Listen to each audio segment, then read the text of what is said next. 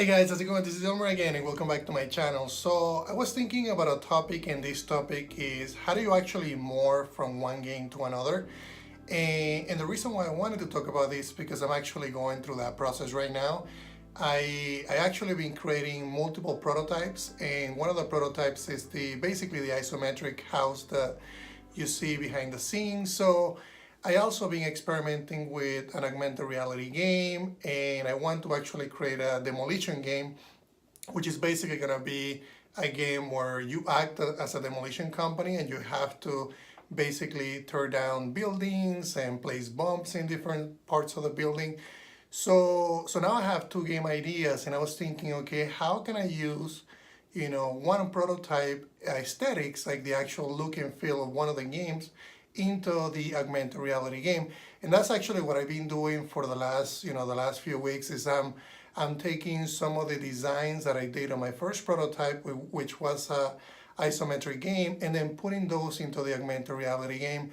So a lot of times when we're making games, when we're making prototypes, you're gonna see yourself doing that, and that is actually completely fine. That's actually great. The reason why I wanted to do this video is because I know a lot of you are going through this process.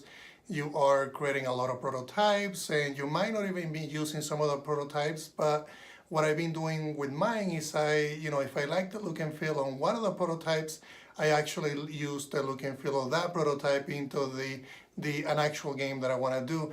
And sometimes that might work, sometimes that might not work, but for the most part, I am actually optimizing my time, and basically the time that I use in the first prototype, apply that to the second prototype. So it's completely fine to morph games from one game to another. I actually been doing that for a long time.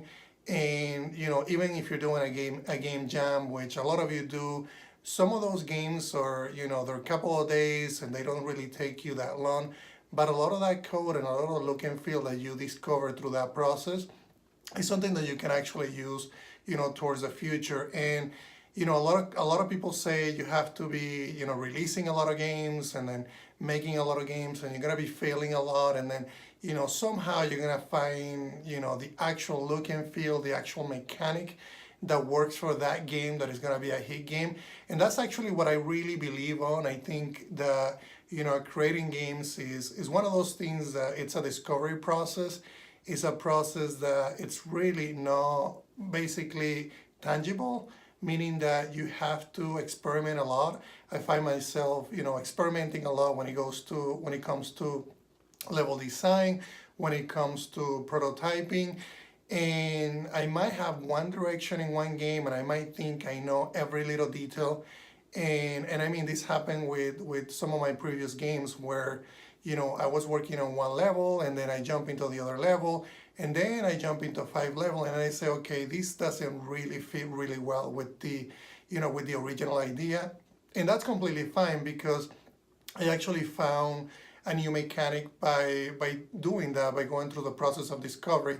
So just to reiterate on the topic, morphing games and morphing prototypes, and you might want to grab some of the mechanics from one game into the mechanic from another game, and that is actually completely fine. That is actually something that I recommend you do. So I'll give you an example, a more of a tangible example. When I was working on Cubics, the first version of Cubics, the game turned out to be awesome. I love the way that it worked. And then when I released it and I shipped it, I wanted to make another game, because I really felt like I still needed to push the boundaries of that game, but I didn't really I didn't really want to make it into that game. So it felt like it was better to actually create a different game.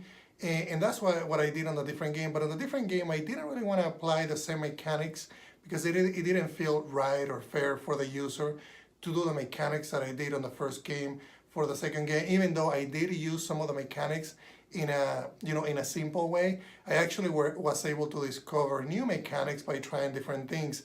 I actually make a lot of mistakes on the second game, and some of those mistakes actually were the best mistakes that I ever made, because it allowed me to discover some of the mechanics that actually made it into the final game. and that actually made the second game more of a unique game. I changed the aesthetics of the second game a little bit. Instead of having, a colorful environment, I actually made it more of a black and white environment. I changed the mechanics from, moving a cube and making tiles disappear to actually moving multiple cubes, and the movement of one cube was affecting the other cubes.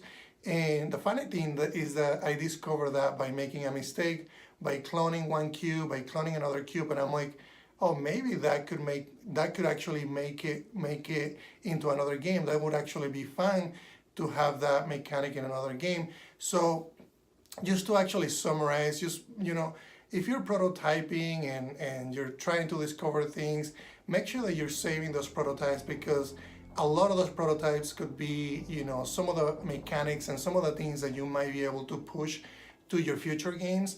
I do that a lot, and I discover a lot of things by doing a lot of prototypes, and there's nothing better than what I'm going through right now, which is using the assets and the look and feel of one of my prototypes into a game that I'm actually going to be releasing into the store. So it's awesome because I'm able to use that time that I spent on that first prototype into the second game, which is actually going to be the final game. So that's basically what I wanted to cover today, guys. If you have any questions, any concerns, or any feedback, let me know through the comments, and don't forget to share this video. Thank you, guys.